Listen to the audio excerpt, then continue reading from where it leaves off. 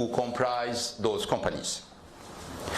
I have not experienced a moment of freedom since November 19, 2018. It is impossible to express the depth of that deprivation and my profound appreciation to once again be able to be reunited with my family and loved ones. Today is also a poignant reminder of the day precisely 1 year ago when I appeared before many of you, as well as a Japanese judge and prosecutors in Tokyo. I pleaded my innocence by I did so while constrained by handcuffs and bound by a leash around my waist, which was used to walk me into the courtroom. I was in the midst of being held indefinitely in solitary confinement after several failed attempts at bail. I had just spent the Christmas and New Year holiday alone and in confinement, and I hadn't spoken to or seen my family for 6 weeks. My only contact with them were letters shown to me by lawyers through a looking glass. I had spent the previous months being interrogated for up to 8 hours a day without any lawyers present, without an understanding of what exactly I was being accused of, without access to the evidence that justify this travesty against my human rights and dignity. It will get worse for you if you don't just confess, the prosecutor told me repeatedly, and this has been taped. You can look at the tapes because the tapes are being held. You can see how many times they came up about, you just confess and it will be over. And if you don't confess, not only we're going to go after you, we're going to go after your family. And we're going to discover many things. Every day I woke up on nights that I was able to sleep and to make a decision. Do I fight for my innocence or do I do as they say? And there was no end in sight. And those conditions remained more or less the same, day after day, week after week, month after month. The feeling of hopelessness was profound.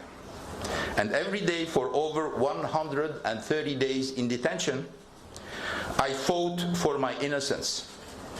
When I was finally granted bail for the first time, and saw the opportunity to share with you all what I intend to share today, I was ruthlessly thrown back in solitary confinement within 24 hours, a confinement that flies in the face of global and United Nations standards of justice. This is why today is such an important occasion for me. I'm not here to talk about how I managed to leave Japan, although I can understand that you are interested in that. I'm here to talk about why I left. For the first time since this nightmare began, I can defend myself, speak freely, and answer your questions. It was very easy to beat on me while I was in prison. It was very, very easy to describe me the way I was described. Unfortunately, not only in Japan. But now I'm going to be able to speak with facts and datas and evidence, and hopefully you will discover the truth, not as it has been travestied by the people who are accusing me, or the people who join this accusation, or the accomplices, not only in Japan but outside Japan. But the reality is very different, and hopefully today you're going to discover it with me. I'm not here to victimize myself. I'm here to shed light on a system that violates the most basic principles of humanity. I'm here to clear my name and to pronounce clearly and emphatically something that was interpreted as a heresy in the Japanese judicial system. These allegations are untrue, and I should have never been arrested in the first place. First, I would like to begin by expressing my profound gratitude to those who supported me during this unspeakable ordeal. in the face of a systematic campaign by a handful of malevolent actors to destroy my reputation and impugn my character. I'm grateful beyond words for the steadfast love and support of my family, my wife, Carol, my 4 children, my 3 sisters, my mother, Rose, Carol's children and family. They all endured unimaginable pain. They learned of my arrest and solitary confinement through the media. They were barred from seeing me or even speaking to me for months. They were targeted by relentless, shameless, baseless media attacks orchestrated by Japanese prosecutors, Nissan executives, and unfortunately many accomplices. I think of my supportive friends, as well as the numerous anonymous individuals who sent me letters of support while I was in the detention center of Kosuge. I think of the Lebanese authorities and citizens who never lost their faith in me. They showed the world that for a small country, Lebanese people have a big soul, they have a big heart, and the true sense of righteousness. I think of my lawyers around the globe who wage a valiant battle, putting their career on the line and devoting their full energy against a corrupt and hostile system that presumed my guilt from day one and was designed to break my spirit and coerce my confession. I also want to thank the human rights and criminal justice advocates globally, and particularly in Japan, who have fought tirelessly against insuperable odds to improve Japan's anachronistic and inhumane system of hostage justice. It is a system that is indifferent to the truth, indifferent to fairness and process, indifferent to fundamental civil liberties and accepted norms of justice. I also want to take a moment to mention Greg Kelly, an honorable man, husband and father, who was brutally torn from his word and his family on that November day, summoned to Tokyo under false pretenses by Harinada when he needed to stay home for an important surgery. Greg remains a victim of the Japanese hostage justice system with no trial date in sight 14 months after his arrest. While my plight has captured the headlines, we and you cannot forget Greg's ordeal and the pain he and family endure each day at the hands of the Japanese system. He is being punished precisely because he is honorable and refused to participate in a suspicious pre-bargaining agreement alongside Harinada and Onuma and probably many others.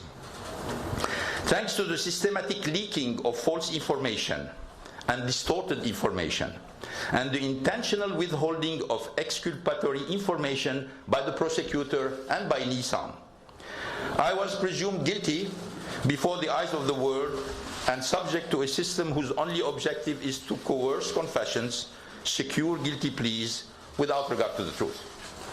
I have come to learn that my unimaginable ordeal over the past 14 months is the result of a handful of unscrupulous, vindictive individuals at Nissan, at the Latham and Watkins law firm, with the support of the Tokyo Prosecutor Office.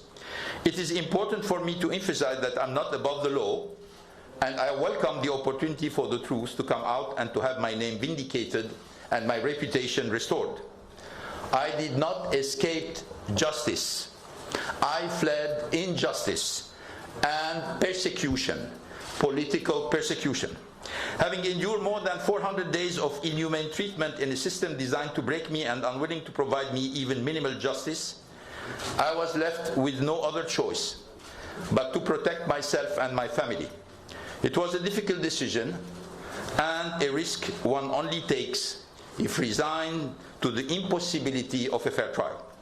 With the strings being pulled and manipulated by those dead set on securing a confession or a conviction whose only goal is to save face.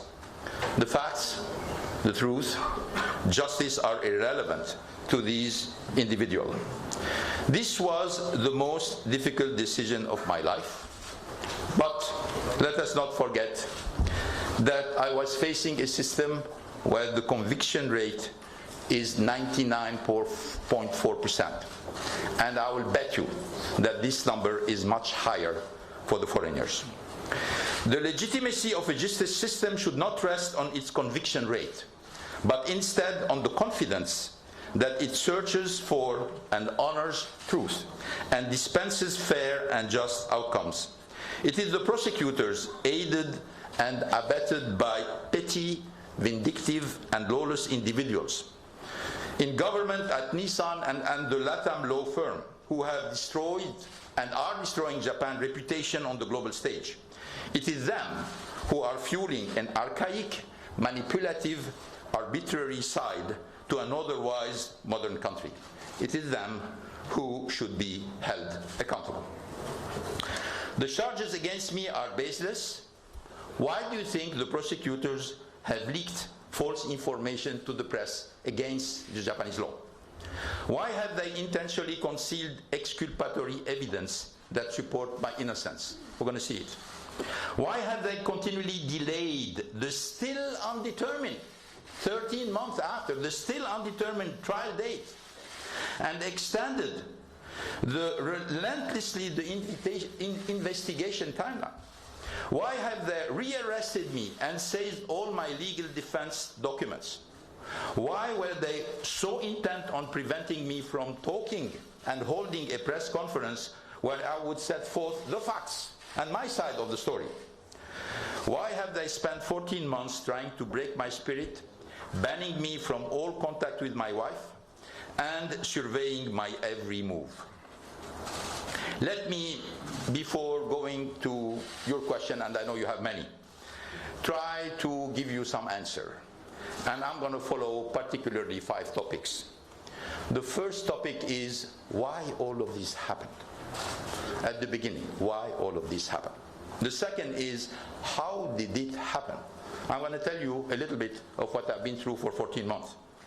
Third is, we're going to come back to the 4 charges that the prosecutor have put on me.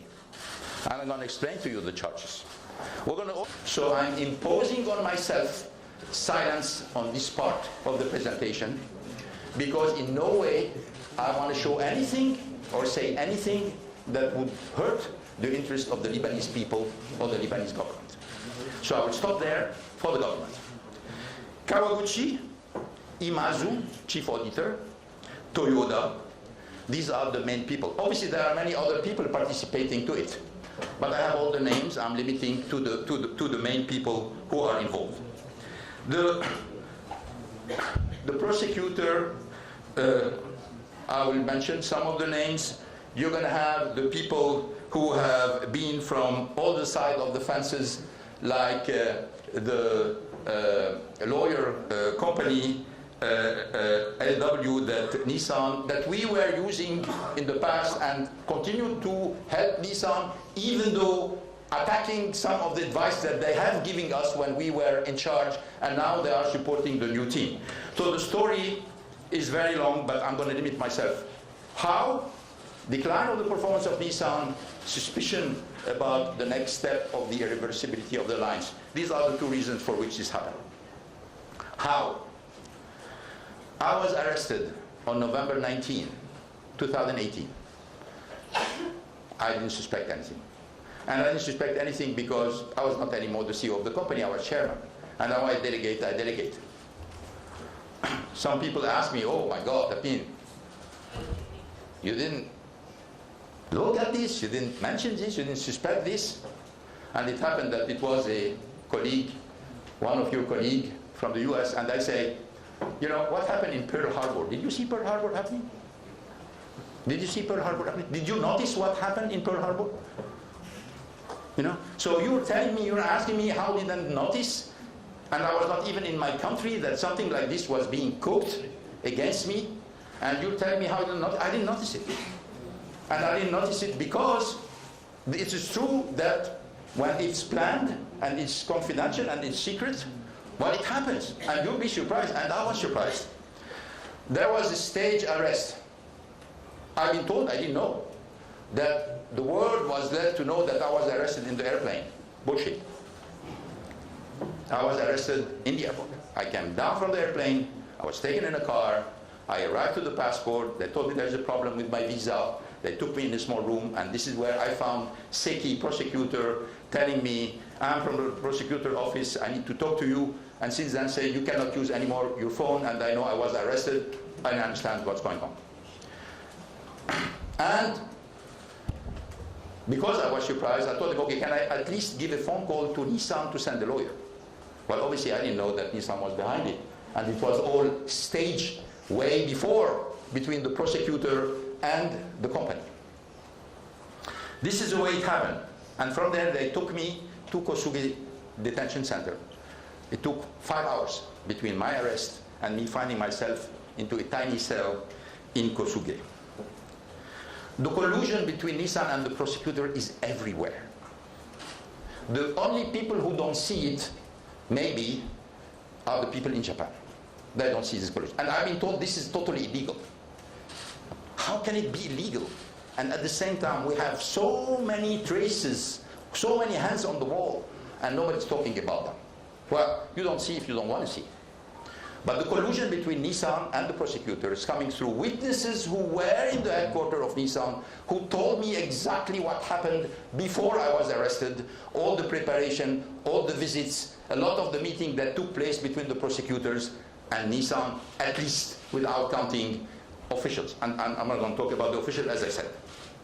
So I was sent to the prison, and the prosecutor told me, well, we're going to arrest you for under-reporting your compensation. I was shocked at the beginning. Frankly, I couldn't understand that. I said, what compensation? And he said, yeah, we are arresting you for under-reporting a compensation that was not paid to you. Second surprise. Okay, so we're talking about something which was not paid for me. Yes. And then something which didn't go to the board, which means that it did not decided. So I was arrested for a compensation that was not fixed, that was not decided, and that was not paid. This is the reason of my arrest. This is the reason of my arrest. Well, I can tell you that in many countries, there is no reason to arrest. It's certainly not a criminal case. It's certainly not even an offense. Give you a name you know very well. Tanaka-san, professor of corporate law, Tokyo University, consulted 3 weeks ago by my lawyers. They put everything. Now that we have the documents, at least on the first charge from the prosecutor, again, 13 months after the arrest, we showed him everything. And we told him, Professor, please, tell us. He said, I'm quoting him, it is a shame that Japan arrested Mr. Ghosn for this. So we asked him to write, and he's going to write. Obviously, I don't know if he's going to continue to write it down. But he said, it's a shame, Professor Tanaka, University of Tokyo, corporate law. It's a shame that Mr. Ghosn was arrested for this. Let me continue. So, let me talk to you, and a little bit, I'm not going to talk too much about it. 130 days in prison, solitary confinement, tiny cell without window, light day and night. 30 minutes per day, excluding weekend, because obviously there is not enough guard in the weekend. You can't go for 30 minutes outside. When there is a holiday, there is nobody. So you stay in your cell, you just get your food. For example, 6 days without any human contact during the New Year break. Shower twice a week. Try to ask to have more, they said no. Prescribed medication is forbidden. You can get only the medicine from the prison. Interrogated days and night. Can happen in the morning, in the afternoon, at night. Up to 8 hours, obviously without the presence of a lawyer. All of this is state. Impossible to take to anyone, no one speaks English or French or anything. When we need something important, we have to bring somebody, and this guy is available once a week. Presumption of guilt prevail. Prosecutor from the beginning, they let me to know you're guilty. Don't play games, confess. And everything they were asking me is not to try to discover the truth, is to try to find reason to make sure that their accusation will be stronger. So I felt from the beginning that there was no interest into finding the truth. There was interest into trying to build a very strong case against me. And sent back to prison the day before the press conference to stop me from speaking out. Which is interesting is that after I was bailed out the second time, a new prosecutor in Japan has been nominated, and he was interviewed by the Japanese media. And Japanese media said, Mr. Prosecutor, why do you forbid Mr. Ghosn to talk to the press? He said, oh, no, we don't. We don't. He can't talk to the press. But we also can bring new charges. Which was a very simple message that, okay, yes, sure, he can talk to the press, but watch, and we can bring new charges. And they're very good at bringing charges, because as you know, yesterday, what a coincidence. Yesterday, obviously they can't put me back in prison, but they put a warrant arrest for my wife. Yesterday. On what? On declaration she made 9 months ago in front of the judge and with the prosecutor. And what is the reason? They said, oh, we suspect she said something which was wrong. 9 months later? You discovered this 9 months later? 1 day before this press conference? What a coincidence. What a coincidence. This is exactly the way it works. You talk, you go back to Kosuge. 9 months separated from my wife without any motive. Carol has a lot of courage. After I've been arrested, she left the country. Prosecutor asked her, why are you leaving the country? Well, obviously, they took her passport, they were very threatening, they left her without a telephone, they got her computer, she was left alone in Tokyo without anything. She left because she was afraid. But then when they started to say, oh, she has something to hide, she came back. 4 days later, she flew back. They interrogated her in front of the court with the judge and the prosecutor. And then she left. And now they're issuing a warrant for false testimony 9 months later. Let me give you another example. The judge in charge of the bail condition, Hajime Shimada, we asked him 7 times to remove the ban over a period of 9 months. 7 times. And every time he took the time to think, nothing changed, huh? And then he came back by saying no. And why no? Because tampering of evidence. Tampering of evidence for Carol. But I was able to receive my sisters. I was able to receive my kids. I was able to receive my cousins, my friends. So if I was intending to tamper evidence, I could tamper evidence with anybody. Why Carol? Because they knew that by not allowing me to have a normal life, they were breaking me. And which is interesting is when we tell Shimada-san, you know, maybe they can meet from time to time under your control. And the question was very interesting. It was saying, why do they want to meet? And we said, okay, how about a Zoom, a conference? He said, what do they want to talk about? I felt like I was not a human anymore. I was something between a human, an animal, or an object. I mean, there is no feeling that a man and a woman who are married want to talk together, and I have to explain why I have to talk to my wife? They didn't care. And the answer, as you know, was no. And I had the right for 2 hours in 9 months, with a lawyer present in the room, and the poor guy was embarrassed. He just tell me, please excuse me, I have to be here, and I have to report about what did you say to your wife. That's what we're talking about. The second one that I would like to mention also, I had many pre-trial sessions. In the pre-trial session, you have the prosecutor, you have the defense, and you have the judge. 3 judges. Well, I was naive. I thought that the judge was the boss. Well, I was wrong. The boss was the prosecutor.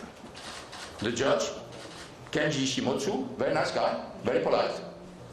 But the prosecutor did whatever they want. When they were late, they say, we're sorry, we're late, we're busy. When they ask, why don't you bring this document this day? They say, we're going to think about it. Then the date comes, they say, we're late, we're not giving it. And why all of this? Try as much as possible to delay the trial. And when I left Japan, I still did not have a date for the first charge. Didn't have a date for the first charge. Then they came with the idea about saying, oh, we cannot put all the trials at the same time. You have to finish the first charge before we start the second one.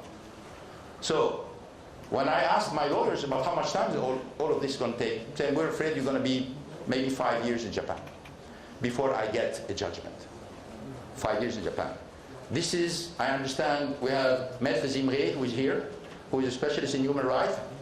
Speedy trial is one of the basic and most fundamental rights of any human being, part of the Treaty of Human Rights. Well, I was far from a speedy trial. On the contrary, I had the impression that it can take as much time as possible, and, you know, with the judge being a kind of nice organizer of the whole thing, and the prosecutor calling the shots.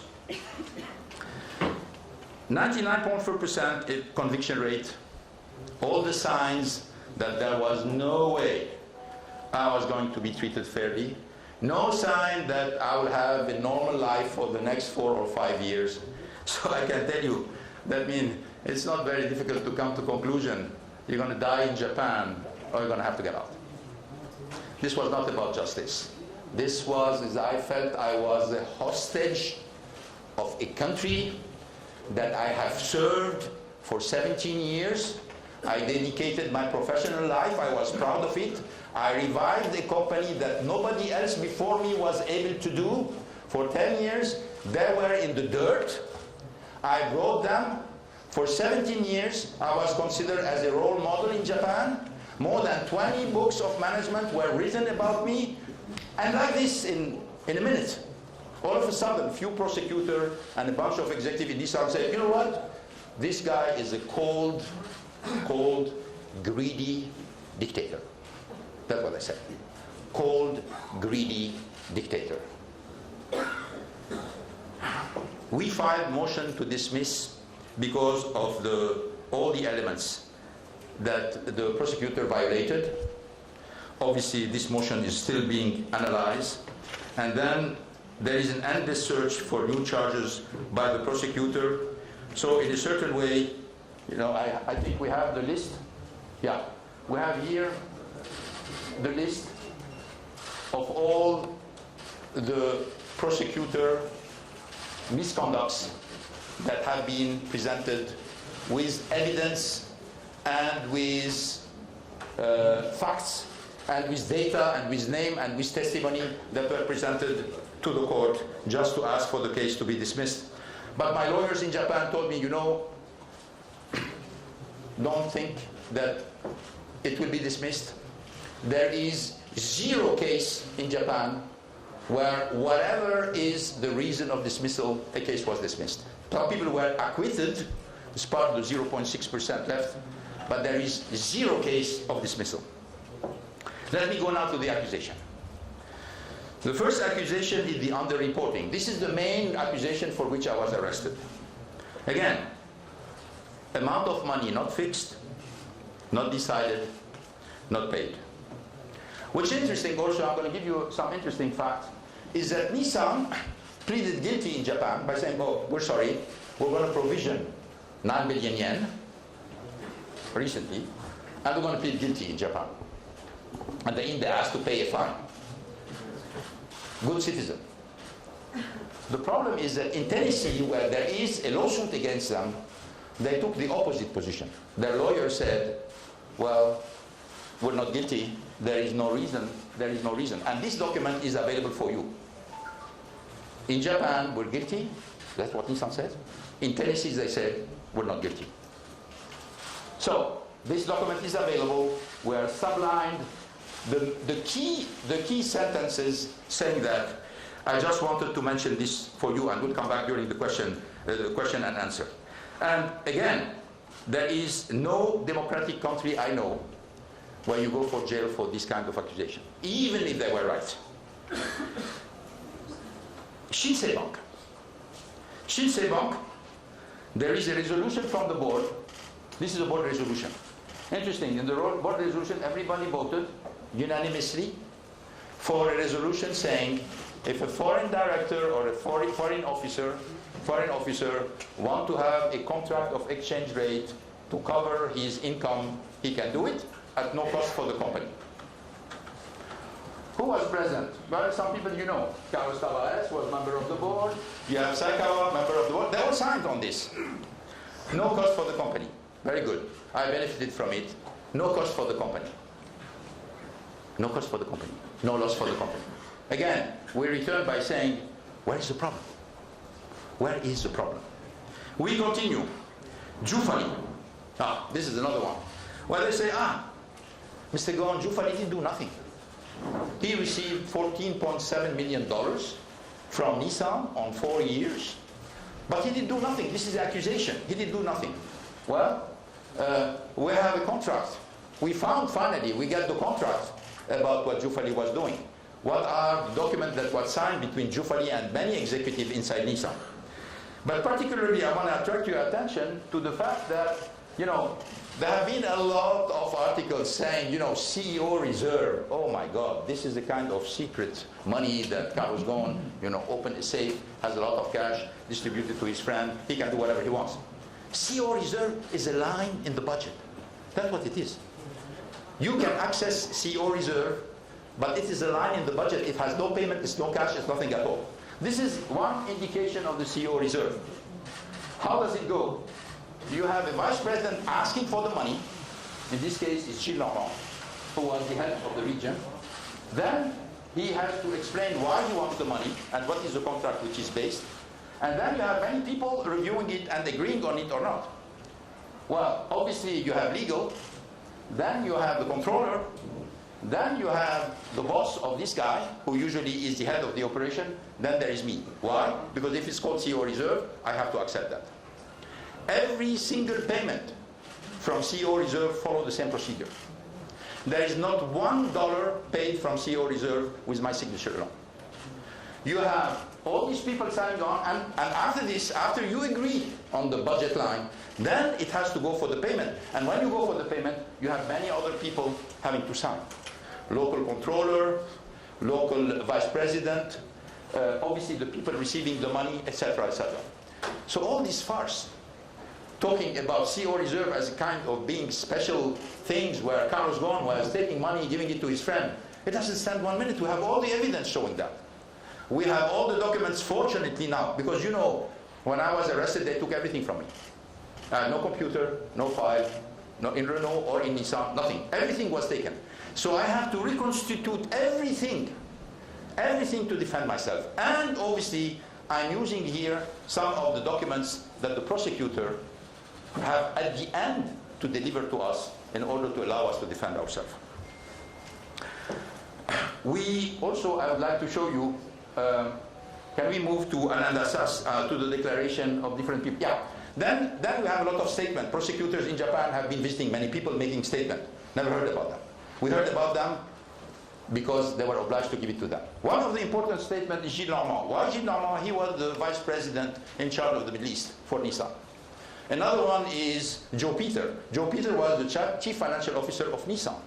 Another one is Alain Dassas, also another chief financial officer. They covered all these areas.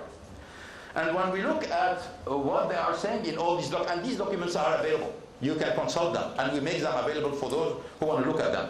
So when we are looking at that, what do they say? They say the Middle East was an important region for Carlos Ghosn because Toyota is one of the main profit center of Toyota, and it's not one of the main profit center of Nissan. And as you know, the Middle East is practically an Asian country.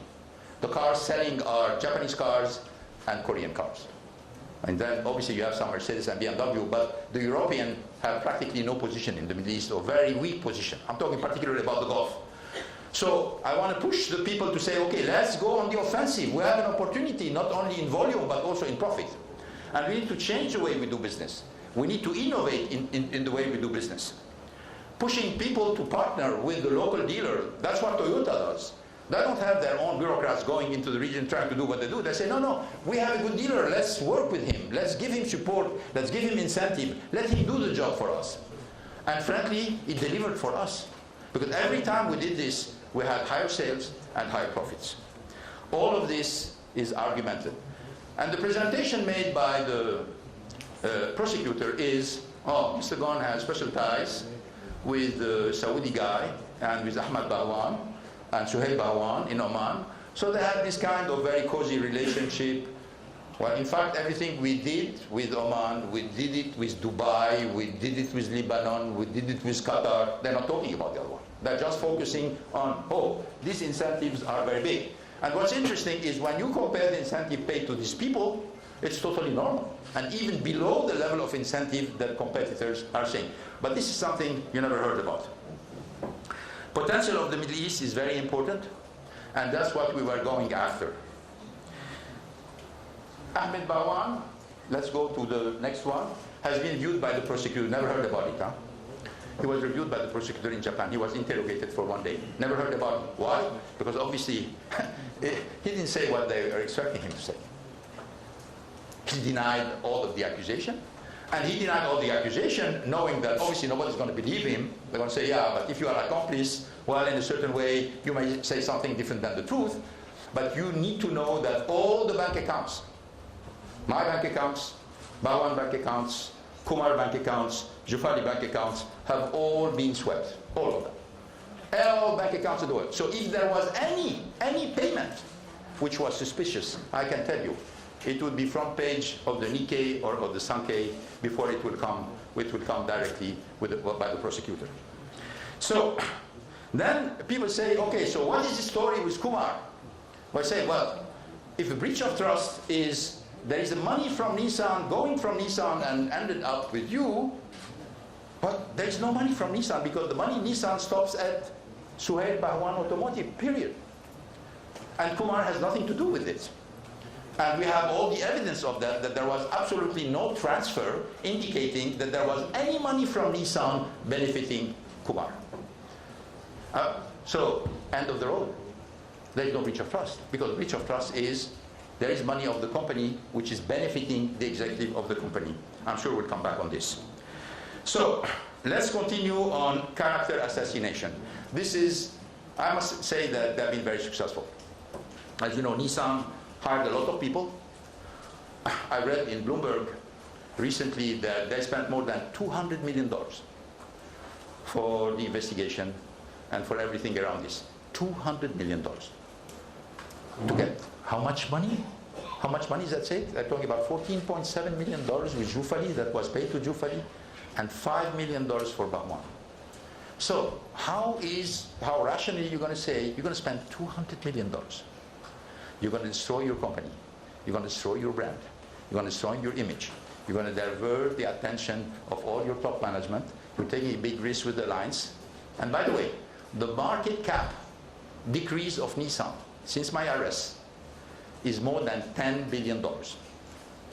They lost more than $40 million a day during all this period. By the way, Renault is not better, because the market cap of Renault went down since my arrest by more than 5 billion euro, which means 20 million euro a day of quotation. 20 million euro a day. So when I hear a statement made by a French official saying, we need to concentrate on the 11 million euro of undefined expenses, I say, yes, sure. Why don't you come to me? I'll explain to you. Nobody came to me. You make an audit. Well, the first person that should be, for the audit to be valid, the contradictory of it, you should come to the main person and ask him the question. If you're not convinced by the question, then it's fine. But you even come to me to tell me about the planes, about the help to universities, the help to school. You know, you'll not come to me and you just say unexplained expenses. I don't worry about these 11 million euro because I have an explanation. I worry as a shareholder of Renault about the fact that I lost 35% of value and I still don't understand why. I worry when Renault goes down by all this amount, the automotive industry is up 12%. So the only companies which went down in market cap for this period of time are, what a coincidence, Renault, Nissan, Mitsubishi. And everything else on average went up 12%. So why a company is made? It's what? It's about what? It's about, it's mainly about creation of value, if I remember. A CEO is here for the creation of value. A board is here to protect shareholders. Where are we here? I'm a little bit lost as a shareholder of Renault and a shareholder of Nissan. I say, oh my God, who's protecting me as a shareholder? Who is caring about me? Where's the name of the brand? Where's the future of the brand? Let's go to character assassination. Made the big story about Versailles. Versailles. Some people think I'm in prison because of Versailles. No, it's true. I mean, so people say, okay. First Versailles, first accusation, Mr. Ghosn, you make a 15 years anniversary of the alliance in Versailles. Yes, sure. Why Versailles?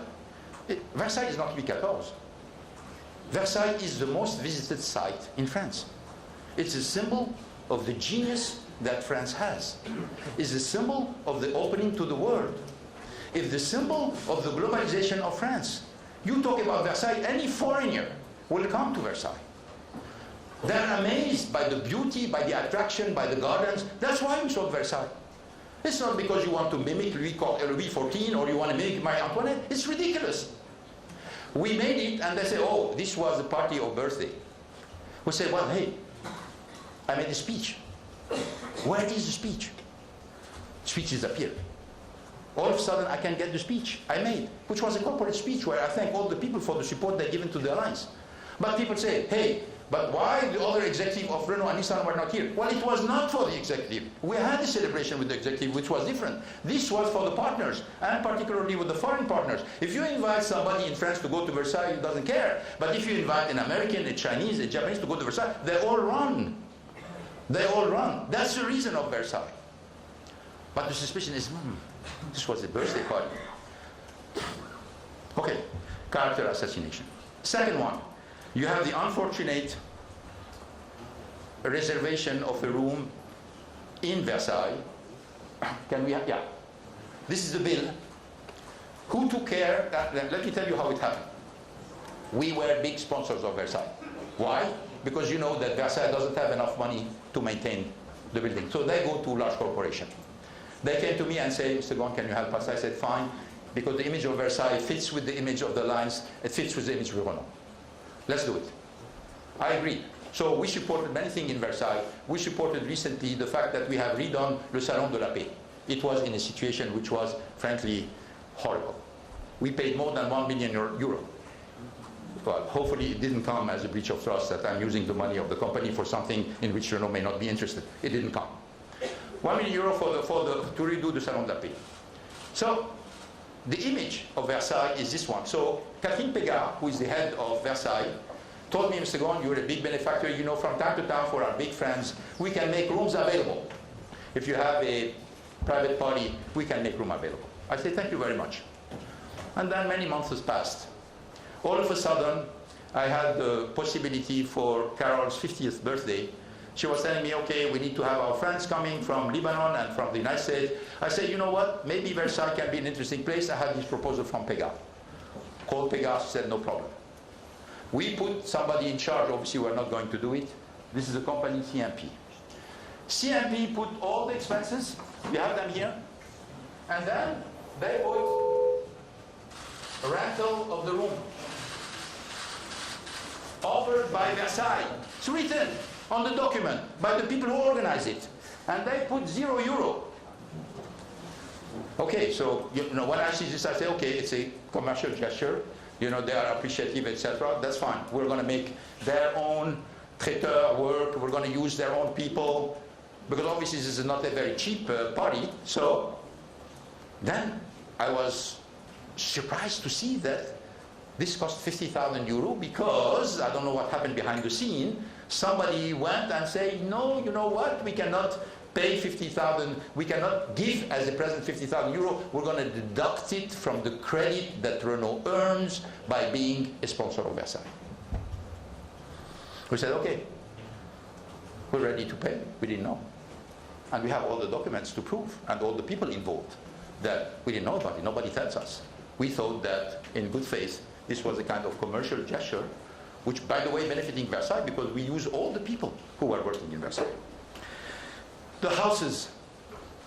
You say, oh, Mr. Ghosn, you have a house in Rio de Janeiro, house in Beirut, come on. Well, the houses all belong to Nissan. And say, oh my God, we are discovering this, you've done it secretly. Secretly? Let me show you the documents.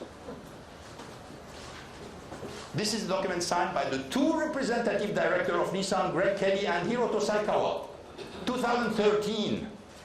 And what this document says, use of company residential accommodation, Rio de Janeiro, Brazil, Beirut, Lebanon. Use it. And they say also that as long as it's working for the company, and we are committing that these houses can be sold back to him at book value at the end.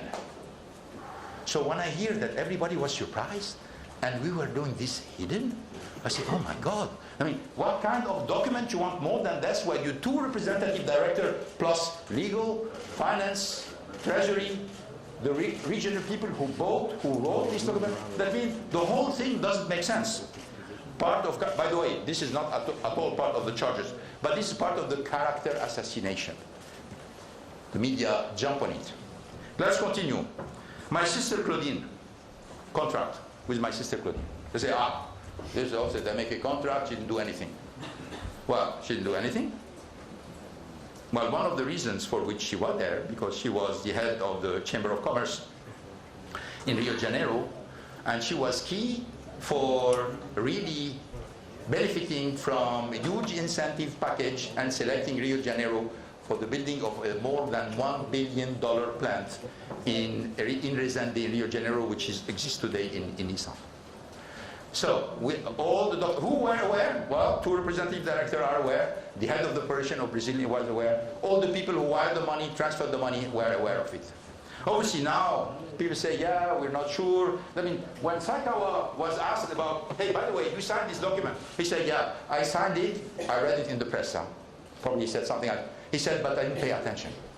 Or I didn't understand why I was signing this. But this kind of argument with him goes well with the prosecutor. They don't go well with me, but they go well with him.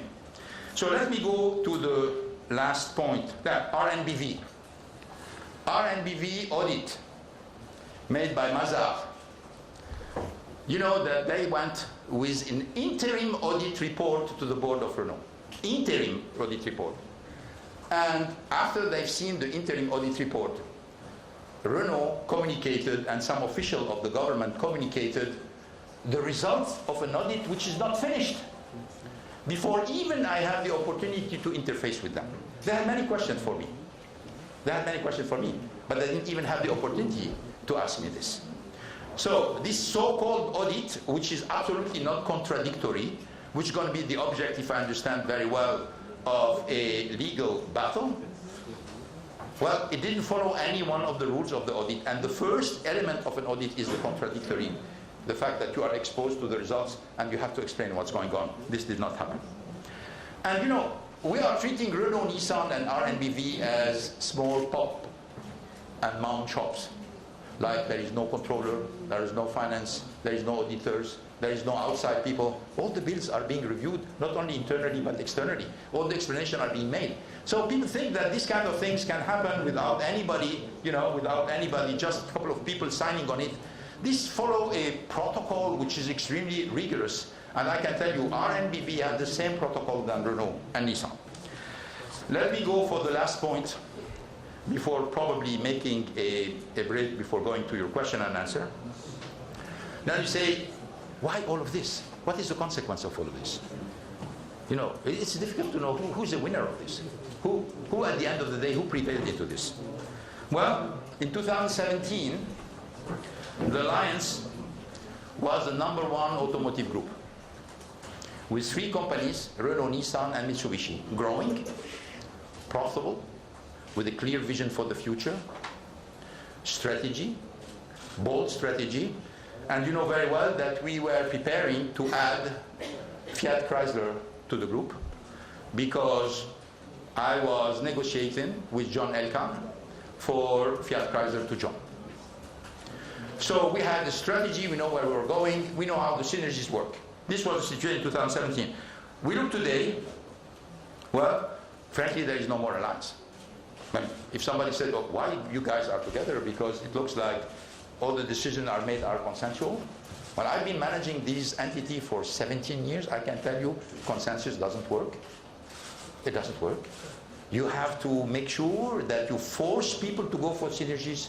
You make sure that they adhere to the synergies. You spend time to explain to them why the synergies are important. If you leave them to themselves and you say it's consensual, nothing happens. And by the way, we saw it in the results of the companies. So, the 3 companies, alliance disappeared, no longer works. And the 3 company, the growth has disappeared, profits are down. I'm finding a hard time to see any strategic direction. No more technological innovation coming, and no more work. And on top of this, the line missed the unmissable, which is Fiat Chrysler. Didn't go with the lines, they go with PSA. But it's unbelievable. How can you lose that? How can you lose this huge opportunity to become the dominant player in this industry by developing ties with people who were eager to join you, who were totally complementary to the lines? Obviously, you're going to have 15 explanations telling you, you know what, it's because of Ghosn, because, you know, this and that and that. Everything is on me now, okay? But it is unbelievable that this didn't happen. It's unbelievable. So, what I would like to say is, this is not a common case where we say, oh, Mr. Ghosn, you know what, you know, he didn't, and the media, sometimes they say he didn't pay taxes. No taxes involved. You know, he hidden compensation. When I tell people I didn't receive any compensation, they are surprised. But the whole story has been put in a way to lead people to think something which is different from the reality. Okay? And I must admit, they are very good at it. This is probably the only way. This is the only thing on which they are good. Because on everything else, which is the raison sociale of a car maker, is to make good cars, sell a lot of them, develop the technology, see the car of the future, make a profit, make cash, pay a good dividend, and increase the shareholder. Yeah, they said, we want to turn the Ghosn page. Well, they've been very successful. They turned the Ghosn page. They turned the Ghosn page because there is no more growth, there is no more increase of profit, there is no more strategic initiatives, there is no more technology, and there is no more alliance. What we see today is a masquerade of an alliance that obviously, with all the people who are involved, is not going to go anywhere. So that's why I'm telling you, this is political. This is political. There is a lot of tentative to present it as a, you know, common case of somebody who has crossed boundaries. No, there is no crossing of boundaries. I am innocent of all the charges, all of them. And I can prove it now because I start to have a lot of documents, and there are many more documents to come. And that's what I wanted to say today. I left Japan because I wanted justice. That's why I left Japan. I didn't run from justice. I want justice because justice is the only way I'm going to establish my reputation, and the only way what I've done during my life is going to be recognized to its value. And if I don't get it in Japan, I'm going to get it somewhere else. Thank you for your attention. And now let me, before we make the break, just final point, particularly for our Japanese friend. I was painted in the media in Japan called greedy dictator. That's it. Everything is called greedy dictator. Called saying, he doesn't like Japan. He doesn't like Japanese. He's a kind of mercenary here for the money. It's wrong. I like Japan. I like the people in Japan. I can tell you that for the many months where I was on bail, I was walking everywhere in Tokyo alone. I had no bodyguard. I went to restaurants, I went to movies, and people were greeting me. They were telling me, "Gambate kudasai, Ghosn." They were saying, "We're sorry about happening to you. We hope you continue to love Japan." This is the people on the street. Because the people on the street do not think 1 second that after celebrating this guy Gene, for 17 years, all of a sudden he became a villain. They don't understand it. They don't believe it. They don't even understand the accusation. So, and when they say I don't love Japan, let's make some history, a little bit of history. I revived Nissan. I went back. We crossed the financial crisis together. When the tsunami hit Japan, I was the first foreigner to come back to Japan. if you remember. I was the first one. Because it happened that I was in France on an executive committee. I was the first foreigner to come back in Japan when everybody was leaving Japan. And I was the first one to dare going to Iwaki plant, which was near Fukushima. Because in Fukushima, if you remember, you had the nuclear leaks. And nobody dared to go to Iwaki because of the nuclear leaks. I had to go by myself and call the suppliers and call the employees to say, we're going to rebuild the plant together. I have my kids in Japan, educated in Japan. I lived in Japan. I refused to abandon Nissan only because I cared about the country and they cared about the company. So I'm asking one question. I'm not cold toward Japan. I love Japan. Why Japan is paying me with evil for the good I think I've done to the country? I don't understand that. I profoundly don't understand that. Because I know Japanese people are not like this. The second thing is they're greedy. They say, I'm greedy. I'm greedy. In 2009, Steve Ratner, who was Obama car czar, General Motors was down, Chrysler was down, he came to me and said, I talked to the president, we want you to become the CEO of General Motors. He has written this in his book, so I'm not telling you stories. You can look at the book. And he was offering me a pay which was double my pay. I said, you know what? I understand your offer is very attractive, but a captain of a ship doesn't leave the ship when the ship is in difficulty. This is not a greedy guy talking. A greedy guy would say, sorry guys, this is business. I'm going to go for my own interest. And frankly, I made a mistake. I recognize it today. I should have offered. I should have accepted the offer. But I had my beliefs, and I offered, and I followed my beliefs. Then, so this is about greedy. The third thing is about dictator. Well, they discovered I'm a dictator in 2018. For 2007, for 17 years, I'm a CEO of the company. I had 20 books. You have so many professors coming. I have so many cases in Harvard, Stanford, INSEAD, HEC, Waseda, Keio, all of them coming, all the professors analyzing this. Nobody discovered I was a dictator. All these people who have made the analysis, have made all the cases, nobody had a doubt that I was a dictator.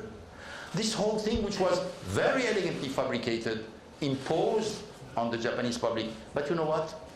The public did not react in function of what they said. Because I tell you, I didn't have a bodyguard.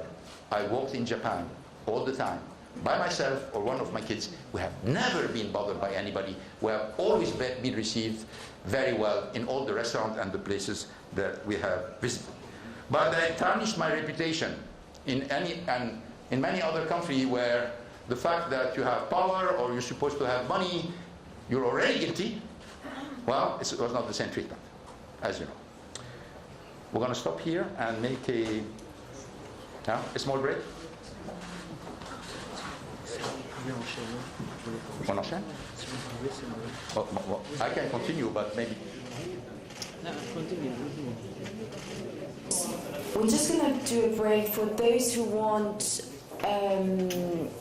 audio translations. We're going to provide some audio translation. So please ask for it, because Mr. Ghosn will be answering questions asked in Arabic, questions in English, and questions in French, Thank you very much. And question in Portuguese,